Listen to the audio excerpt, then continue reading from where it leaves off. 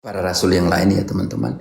Ada 11 di situ, Petrus dan ke-10 rekannya. Yesus bilang begini, Simon, Simon, iblis memaksa saya, kalau dalam bahasa Spanyol, memaksa saya untuk memisah-misahkan kalian, menampi-nampi kalian. Sekarang teman-teman, nanti kita lihat ke Yunaninya seperti apa. Kata Yesus 32, tetapi aku berdoa untuk engkau, dari kamu, kalian, kepada engkau. Ini penting sekali bagaimana pergeseran penggunaan kata yang kita namakan itu hermeneutik gramatikal, dari menggunakan etimologi kamu ke kau, atau sintaksis penempatan kata dari kalian ke kau Petrus. Tetapi aku telah berdoa untuk kau sendiri, kau, supaya imanmu jangan gugur, dan ketika engkau sudah insaf bertobat nanti, engkau harus menguatkan iman saudara-saudaramu. Sekarang kata menguatkan, kuatkanlah ini digunakan kata apa di dalam bahasa Yunani? Oke, kita ke interlineal. Kita di situ di interlineal Lukas 22 ayat 32, interlineal ke Yunaninya. Ini situs Protestan loh. Saya pakai situs Protestan supaya bagaimana Protestan menjawab sendiri. Oke, di situ digunakan kata apa? Sama saudara. Dalam Spanyol, karena anak kandungnya Latin. Tetapi kita mau lihat di dalam bahasa Yunani, dia menggunakan kata ini. Agas fijos firmemente, artinya, nanti kita lihat apa artinya. Oke, dia gunakan kata apa dalam Yunani? Digunakan kata sterizo, artinya confirmaos. Sekarang kita mau terjemahkan definisi dari kata itu adalah apa ya teman-teman? Definisi dari kata itu artinya apa? Definisi pertama, nanti ada dua definisi. Definisi pertama, saya ke traduktor juga ya teman-teman.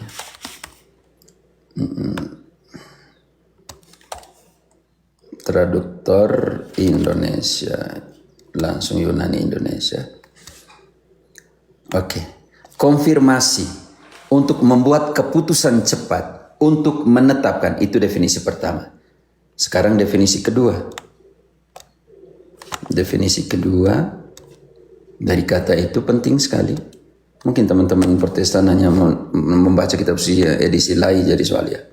Untuk menetapkan dengan kuat, dengan gagah perkasa, tanpa ada satupun yang mengatakan tidak. Yaitu semua yang berbelok-belok dengan tegas dikembalikan kepada arah tertentu. Jadi tugasnya seperti itu, untuk mengkonfirmasi. Jadi semua ajaran yang jelek-jelek seperti ini, doktrin seperti ini, hati-hati. Kembali ke pengadilan tertinggi di Roma, primus inter partes. Semua Arianisme sampai dengan Nestorian mengajukan banding ke Roma, lalu ditolak. Bayangkan, karena Roma jadi pengadilan tertinggi teman-teman dari semua perkara iman dan perkara moral pada saat itu dan sampai sekarang. Jadi konfirmasi esterizo, di sini dikatakan semua yang berbelok-belok ditegaskan dan dikembalikan kepada satu arah. Itu tugasnya. Jadi kalau teman-teman Protestan hanya baca dalam lai, ya kita mengerti sih. Bukan kesalahan dalam pengertian ini, kesalahan karena tidak ada yang mau menjelaskan secara benar ya. Jadi begitu banyak ya posisi Petrus di dalam fase pertama gereja. Fase kedua gereja yang berpusat di Yerusalem, Palestina, Yerusalem. Betapa pentingnya peran Petrus. Ingat apa yang dia buat. Ingat kata-katanya. Ingat konsili Yerusalem. Ingat. Dan fase ketiga namanya fase bangsa-bangsa, ketika dia mengatakan dalam Kisah 15 ayat 7. Melalui mulutku semua bangsa mendengarkan pemberitaan Injil dan menjadi percaya. Dan Paulus menegaskan itu di dalam Roma 1 ayat 8. Telah tersebar kabar tentang imanmu Roma di seluruh dunia. Dan 16:16 Roma dikatakan, salam dari seluruh gereja Kristus untuk kalian yang ada di Roma. Ingat, ada siapa sebenarnya? Tidak main-main. Dan Paulus dalam ayat 16, bab 16 bab terakhir dari Roma membuat daftar orang-orang penting supaya gereja Roma, iman tentang Roma itu, iman gereja Roma itu tersebar di seluruh dunia.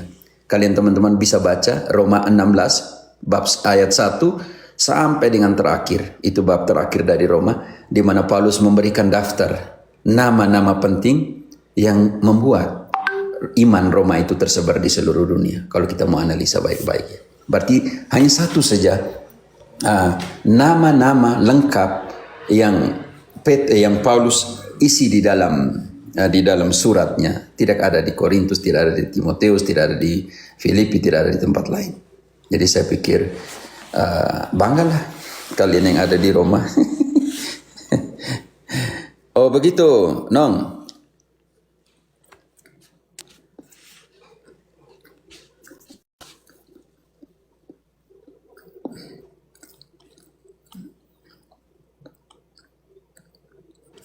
Salve Romo. Salve de Gea. Ya, Apa kabar? wah mantap ini. Allahu Akbar.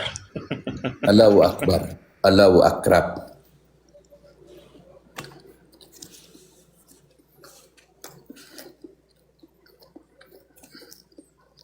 Opa, panjang kalau keutamaan Petrus tuh. Bongkar dari Lukas 5. Bongkar semua Yohanes, bongkar semua Matius, Markus. Dan semua-semua. Walang, selamat. Romo, salve semua. Salve Romo, salve semua juga. Paman Legias, Salve. Paman Boeing 701, Salve. Galang. Kita begini saja stikernya. Oke.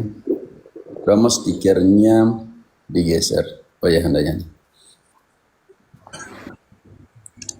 Karena mau live di YouTube ini Romo, tapi ada kendala, jadi ini sambil saya benahi nih. Nanti kalau sudah bisa saya turun ya. Oke, silakan. Iya. Oh, ternyata nggak bisa ini.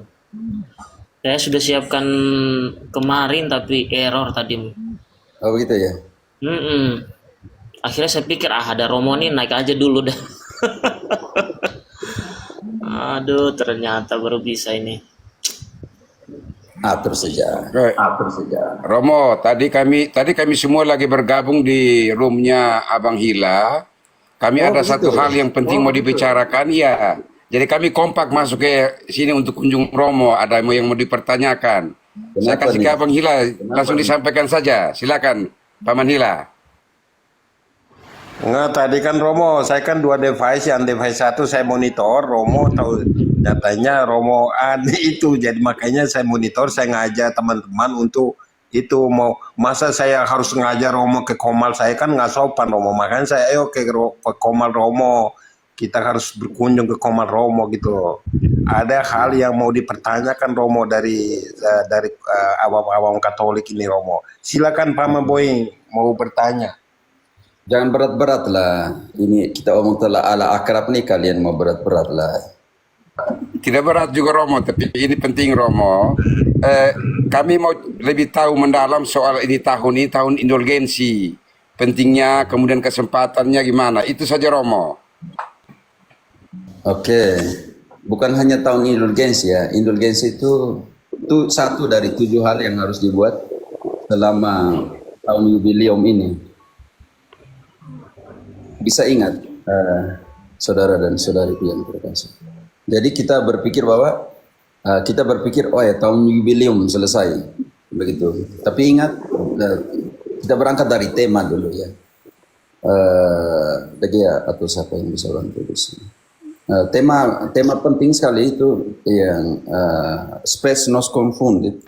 Pengharapan tidak mengecewakan, Roma 5 ayat 5. Kita mulai dari situ. Belum mau ngomong tentang tahun jubileum. Saya pamit turun dulu Romo. Oke, silakan Nanti Degia. Santai. kita live di YouTube dulu sebentar ya. Oke, mantap. Oke.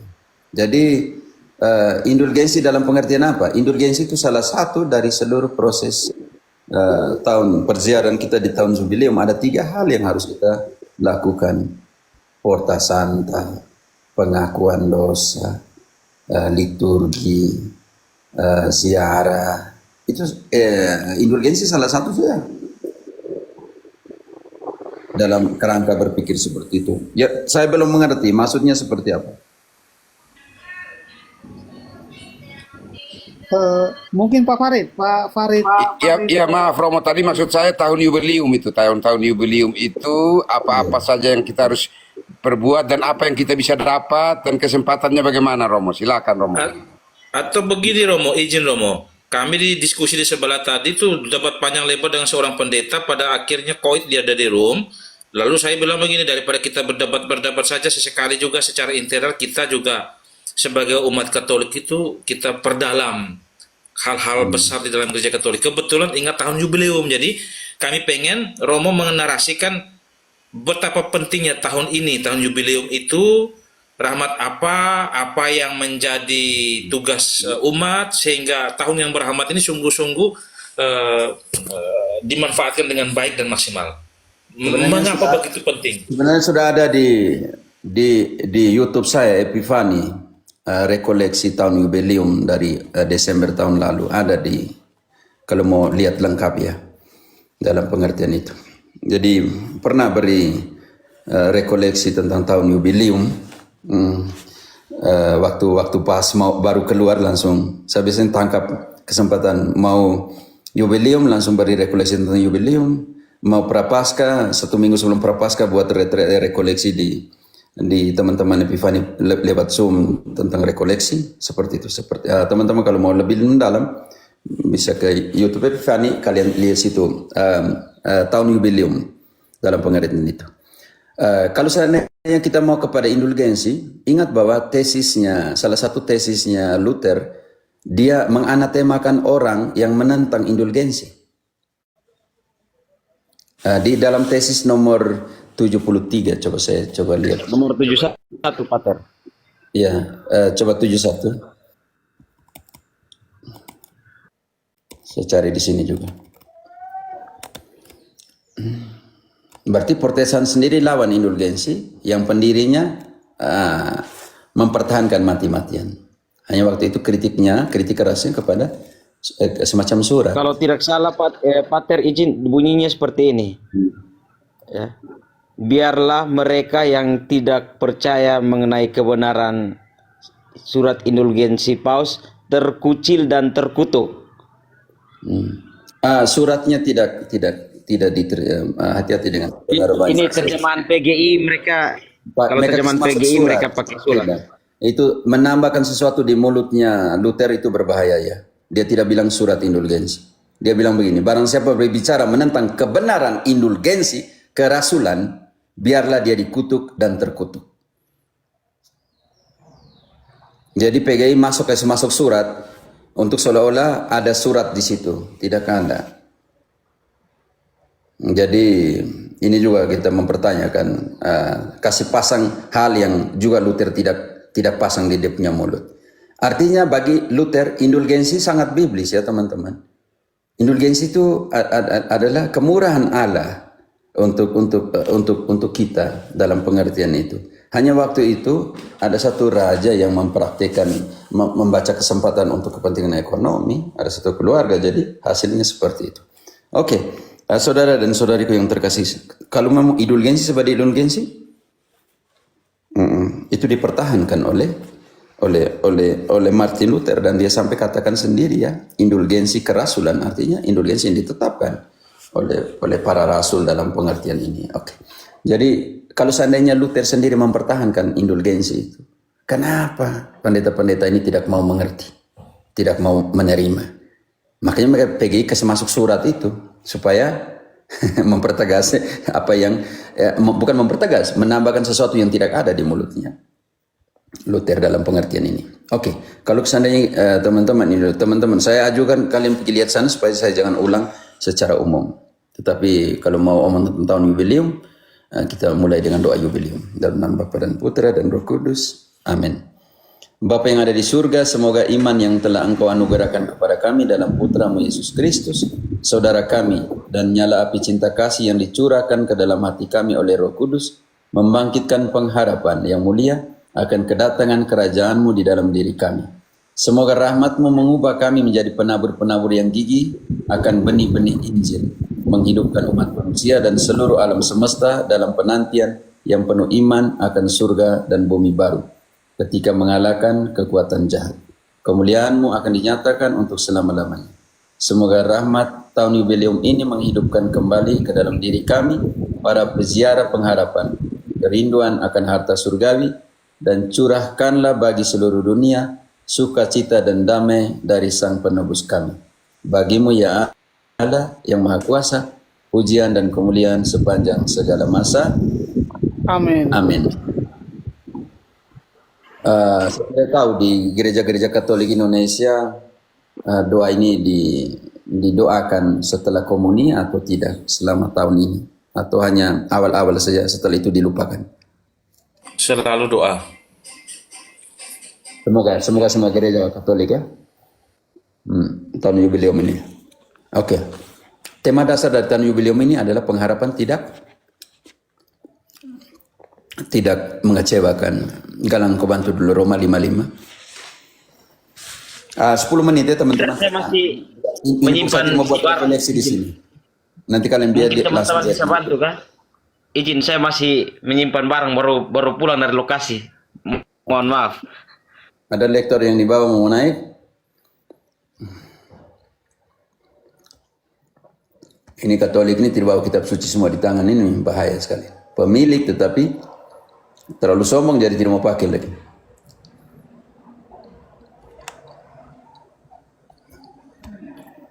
Berapa Roma? 5. Roma 5 ayat 5. Saya baca. Dan pengharapan tidak mengecewakan, karena kasih Allah telah dicurahkan di dalam hati kita oleh Roh Kudus. Oke. Pengharapan tidak mengecewakan. Saudara dan saudariku yang terkasih, ingat situasi Roma pada saat itu. Terjadi persekusi, pembunuhan oleh kaisar kepada kekristenan. Makanya bekerja keras di pengharapan. Karena apa? Karena yang sudah percaya dengan orang yang sudah percaya nanti bagaimana? Ini di tengah situasi pembunuhan seperti ini, di tengah situasi ketidakpastian seperti ini, mau keluar ketakutan, mau rayakan misa harus masuk ke katakombe, kuburan di bawah tanah, atau merayakan Ekaristi di kubur-kubur dan di rumah-rumah tersembunyi. Makanya engkau sandingkan Roma 16 ayat, salam untuk gereja rumah-rumah, ayat 5-nya. Roma 16 Ayat 5, salam untuk gereja yang di rumah-rumah. Karena memang pada saat itu persekusi, pembantaian, pembunuhan. Salam juga kepada jemaat di rumah mereka. Gereja, ganti gereja. Salam juga kepada gereja di rumah mereka. Salam kepada gereja yang ada di rumah-rumah karena tidak bisa berkumpul. Persekusinya, pembantaian, dimasukkan Colosseum Romanum. Ayat 2, Priscilla menderita, Priscilla dan Aquila. Tolong dibaca. Saya punya ini seperti terjemahan lama, Pater. Tidak apa, baca ayat 2-nya. Masih di 5 ya, Romo? Masih 5, ayat 3, langsung ayat 3. Salam kepada Epenetus. Ayat 3. Ayat 3. Sampaikan salam kepada Priscilla dan Aquila, teman-teman sekerjaku dalam Kristus Yesus. Mereka telah mempertaruhkan nyawanya untuk hidupku. Kepada mereka bukan aku saja yang berterima kasih, tetapi juga semua gereja bukan Yahudi. Bayangkan, semua gereja bukan Yahudi berterima kasih kepada yang ada di Roma. Tidak main-main. Pembantaian, pembunuhan, Colosseum Romanum, dan semuanya itu. Berapa pendeta yang mati pada saat itu?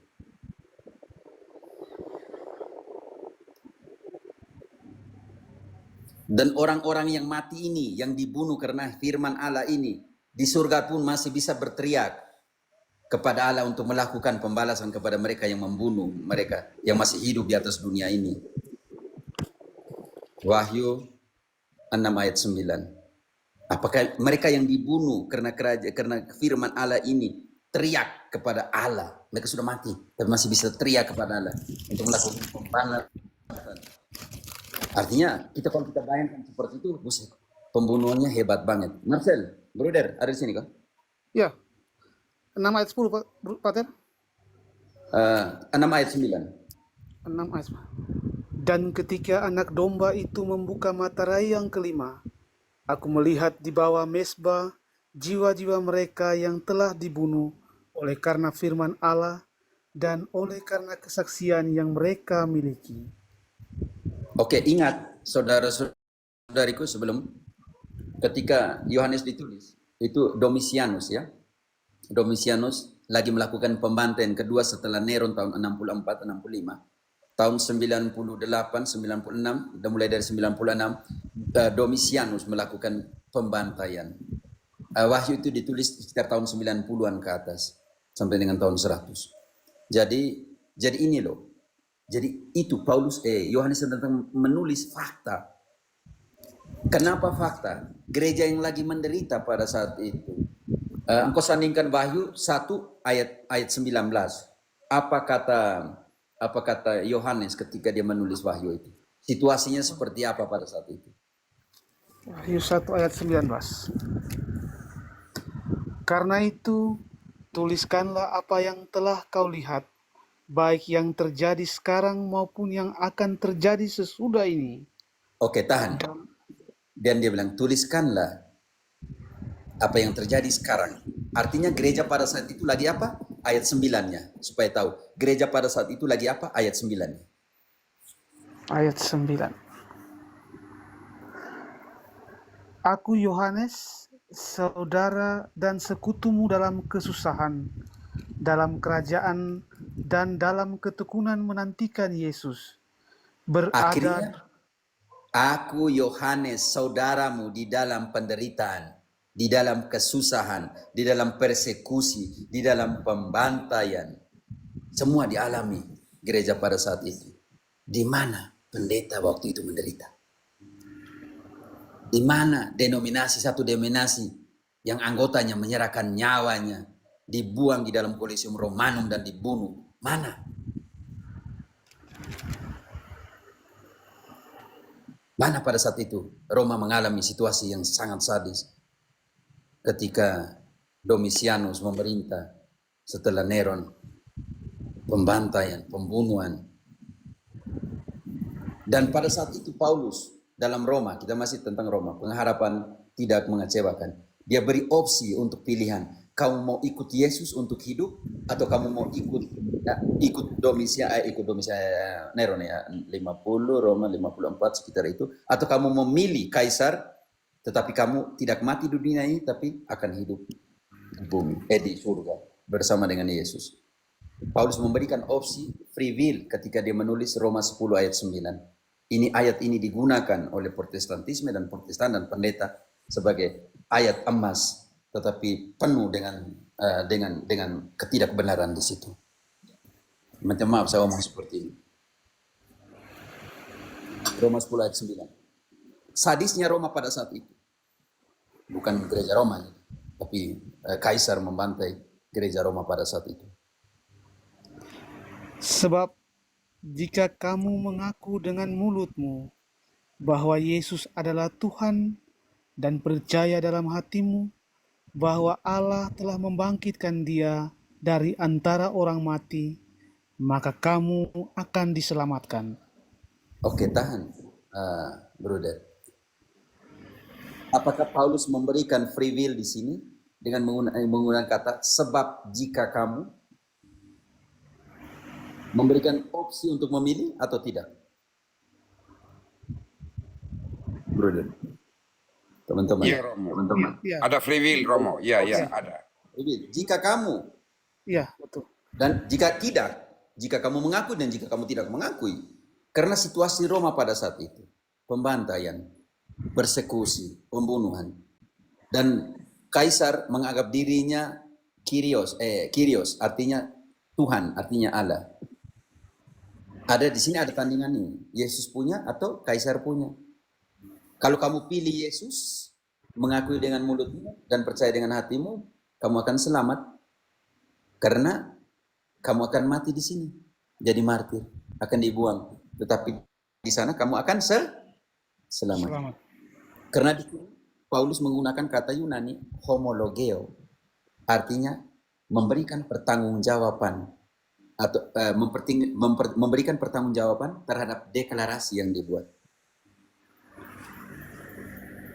Dan jika kamu memilih kaisar sebagai Kyrios, beda dengan Kairos. Kairos itu penggenapan waktu. Kyrios, maka apa yang terjadi? Kamu tidak akan dibuang ke Colosseum Romanum untuk dibunuh. Tetapi hidup kekalmu akan kehilangan. Ayat ini dipelentir oleh banyak pendeta di Amerika Latin ini, mungkin di Indonesia, sebagai sebuah propaganda keselamatan yang sangat mudah, yang gratis. Haleluya, dan semuanya itu lihat. Di sini ternyata Paulus menggunakan free will di sini. Jika menggunakan sebuah kondisi, jika kamu, bukan satu-satunya yang harus kamu buat, tidak. Di sini dikatakan sebab jika kamu mengakui, artinya ada posisi lain. Jika kamu tidak mengakui, kalau kita pakai logika afirmatif dan logika negatif, penolakan, itu beda. Di sini sebab jika kamu mengakui, brother, kita maaf, bukan untuk menampakkan kata, tetapi dari logika afirmatif dan logika tidak afirmatif, negasi namanya. Engkau taruh tambah kata tidak. Sebab jika kamu tidak mengakui, hasilnya seperti apa? Di belakang juga harus kata tidak digunakan, oke? Bro, coba kita pakai analisa itu. Sebab jika kamu tidak mengaku dengan mulutmu bahwa Dan tidak Yesus percaya, bahwa Yesus bahwa adalah adalah Tuhan dan percaya dalam hatimu dan tidak percaya, karena kita main pakai kata afirmatif dan negatif, jadi harus negasi semua, oke. sebab jika kamu mengaku Sebab jika kamu tidak mengakui, sebab kamu tidak percaya, dan terakhir kamu tidak akan selamat. Itu karena kita pakaikan semua yang pernyataan Paulus itu konfirmatif, afirmasi. Sebab kita tes pakai kata, karena ada pilihan free will. Sekarang free will kedua, jika kamu tidak mengakui, dan harus pakai kata tidak semua sampai di belakang, begitu. siap. Sebab jika kamu tidak mengaku dengan mulutmu bahwa Yesus adalah Tuhan dan tidak percaya dalam hatimu bahwa Allah telah membangkitkan Dia dari antara orang mati, maka kamu tidak akan diselamatkan. Itu opsi yang dipilih. Paulus memberikan opsi. Kamu pilih siapa di sini? Yesus sebagai Kyrios atau Kaisar sebagai Kyrios? Makanya begitu banyak pembantaian di Colosseum Romanum. Iya. Di mana ada satu Protestan pada saat itu yang dibunuh tahun 50-an, 60-an, pada saat itu di mana? Pertanyaan saya, kalau mereka adalah gereja Kristus yang sungguh-sungguh dan benar-benar dari sana, mana?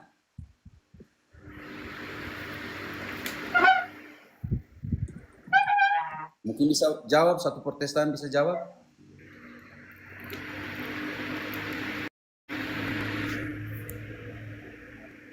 Tidak ada. Karena itu, dari semua persoalan seperti ini, Boeing, Hila, dan kawan-kawan, apa yang dipunyai Roma? Pengharapan. Yang kedua, ada namanya situasi intern. Yang pertama, situasi di luar, eksternal. Karena pembantaian dan semua, situasi gereja pada saat itu. Tetapi juga ada situasi yang ada di dalam. Apa yang terjadi di dalam? Roma 16 17-18. Ini situasi yang ada di dalam gereja Roma pada saat itu. Orang-orang keluar dan mengajarkan yang bukan diajarkan oleh Paulus, yang bukan diajarkan oleh para rasul, yang bukan diajarkan di dalam iman yang satu dan benar. Apa yang diajarkan? Ada orang-orang yang mulai keluar dan mengajarkan hal lain. Bab 16 ayat 17-18. Situasi intern pada saat itu.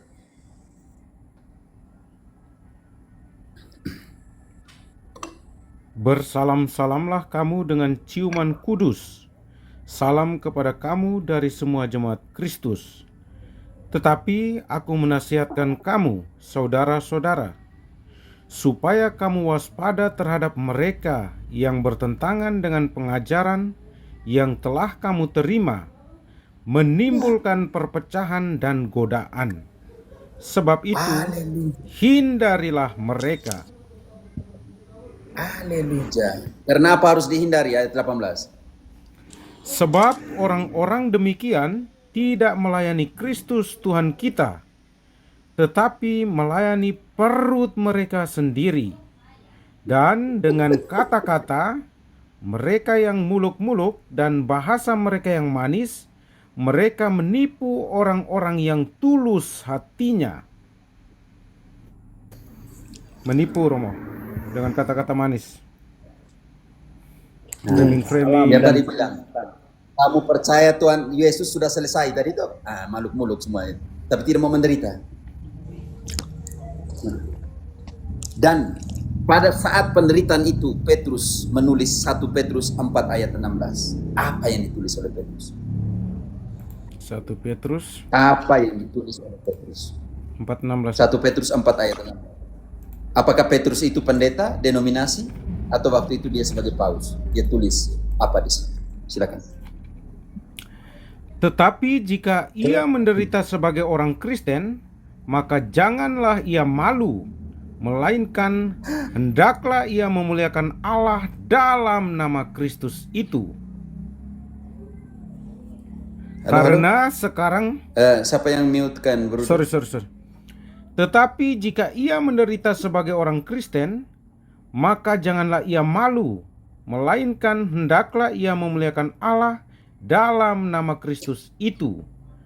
Karena sekarang Artinya telah Roma lagi menderita karena sekarang lanjut. Karena saudara-saudara. sekarang telah tiba saatnya penghakiman dimulai, dan pada rumah Allah sendiri yang harus pertama-tama dihakimi. Dan jika penghakiman itu dimulai pada kita, bagaimanakah kesudahannya dengan mereka yang tidak percaya pada Injil Allah? Dimulai dari kita sendiri. Baik, ini mulai dari kita sendiri. Kalau kita yang tadi di Roma tadi pikir ajar yang lain karena perut mereka, Amin.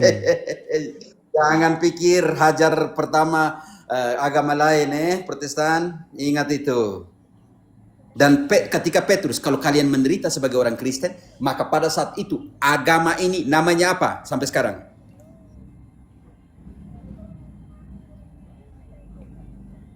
Agama apa tadi? Petrus punya tadi. Kalau kalian menderita sebagai orang Kristen, dari agamanya Petrus pada saat itu apa tuh? Kristen. Kristen. Katolik adalah Kristen yang sesungguhnya. Karena ada Petrus. Kalau tidak, Petrus bilang, kalau kalian menderita sebagai Kristen denominasi Adventista atau Pentekostas, Unisitarian, Karismatik, apalagi dia bilang begitu, Calvin, belum lahir semuanya di situ. Jadi kita bilang sebagai agama Katolik karena Petrus dasarnya, yang adalah paus pertama. Ya, karena Yesus sendiri. Pergilah ke seluruh dunia, ajarkanlah semua. Ya, kepada Petrus. Mendamaikan semua yang berselisihan, dijadikan satu gereja. Oke. Masuk, aku bantu dulu. Efesus 2 ayat 15. Mulai dari 15. Bagaimana kekatolikan ada di sini? Apa, Pater? Efesus 2 ayat 15. Efesus 2 ayat 15. Oke. Sebab dengan matinya sebagai manusia, ia telah membatalkan hukum Taurat dengan segala perintah dan ketentuannya untuk menciptakan keduanya menjadi satu manusia baru di dalam dirinya, dan dengan itu mengadakan damai sejahtera, dan untuk memperdamaikan keduanya di dalam satu tubuh dengan Allah oleh salib, dengan melenyapkan Di situ, perseteruan Marcel. pada salib itu. Satu tubuh. Satu tubuh, Pater. Ingat, dipersatukan di dalam satu. Satu tubuh. Farid, dipersatukan dalam satu. Tubuh. Dan apa itu tubuh? Gereja. Gereja. Dipersatukan di dalam satu gereja. Gereja. Dan gereja yang satu ini didirikan di atas dasar apa? Ayat 20-nya.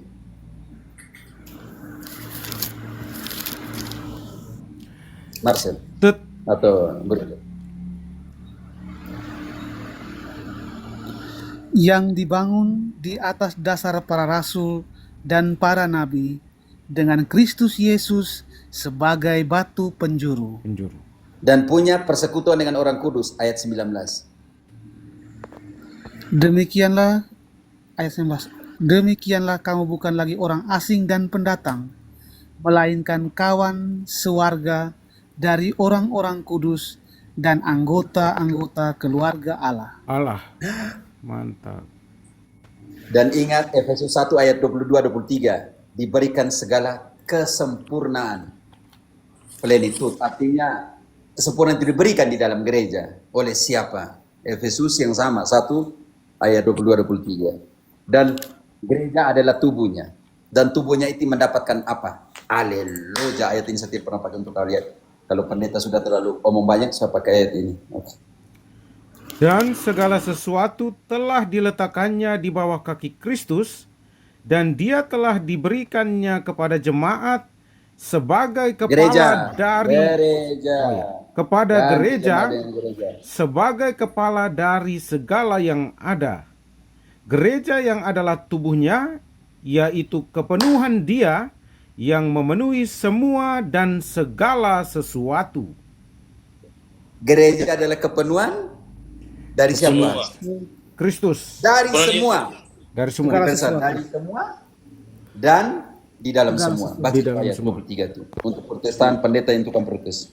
Gereja yang adalah tubuhnya, yaitu kepenuhan Dia yang memenuhi semua dan segala sesuatu. Dan gereja ini ada berapa tadi?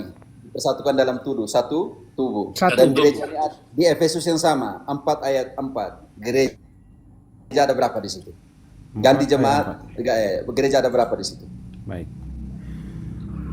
Satu tubuh dan satu roh, sebagaimana kamu telah dipanggil kepada satu pengharapan yang terkandung Cukup dalam sudah. panggilan. Satu tubuh. Satu tubuh. Tubuh itu apa? Kolose 1:18. Kolose 1:18.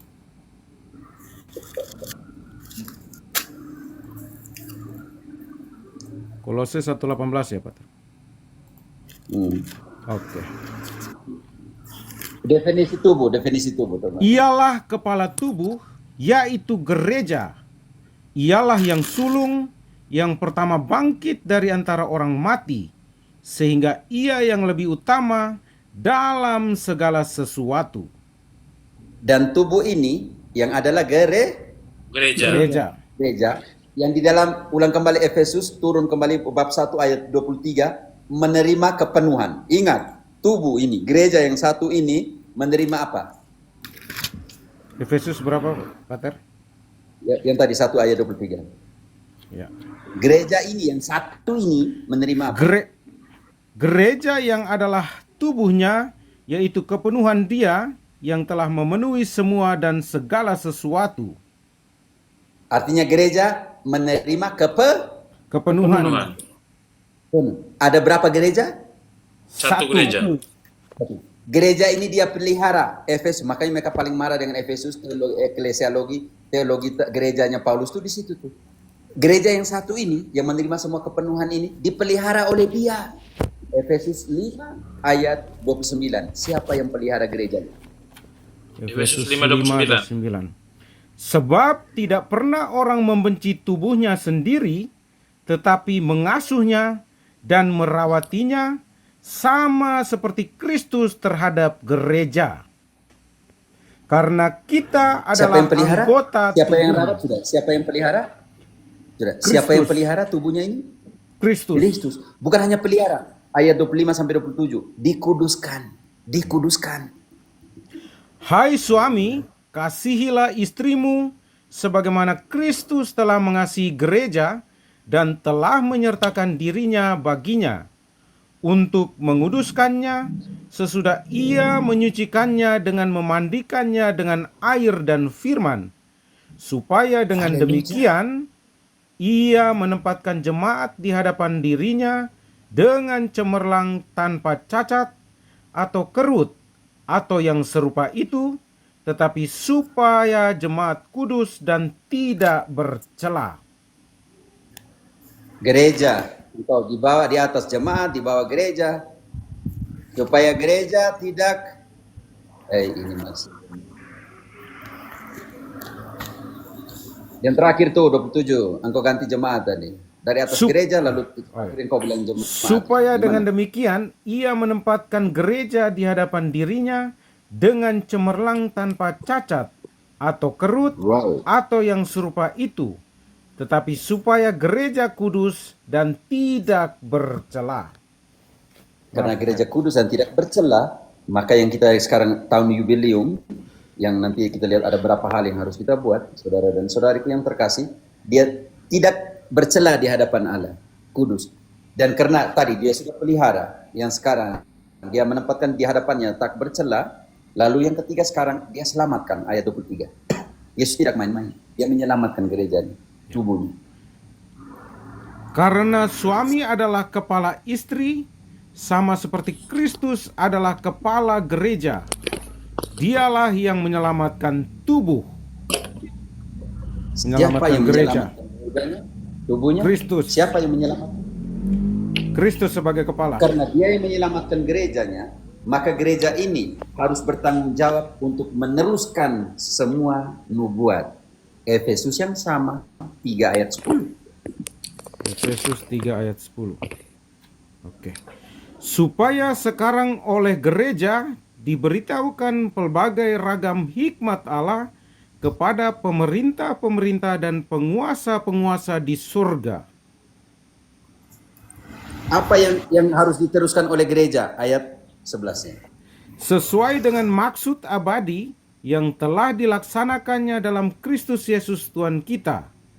Di dalam Dia kita beroleh keberanian dan jalan masuk kepada Allah dengan penuh kepercayaan oleh iman kita kepadanya. Siapa yang harus teruskan tadi? Pelbagai nubuat tadi? Rahasia tadi? Perorangan atau gereja? Gereja. Pendeta, jangan bilang tadi malam Tuhan Allah bisik, bangun gereja, masih tidak. Jangan tadi malam bilang Roh Kudus bisik untuk sembuhkan. Ada yang bilang tadi malam Roh Kudus Tuhan datang bilang mobil untuk pendeta ini harus mereknya ini. Emang Yesus waktu itu naik kapal cepat kan? Tadi di sebelah pendeta bilang mereka orang kudus. Hah? Mereka Di room sebelah tadi pendetanya bilang dia sudah orang kudus. Standar untuk orang kudus itu dikuduskan. Ingat, orang lain yang menguduskan engkau, bukan engkau menganggap dirimu kudus. Oke.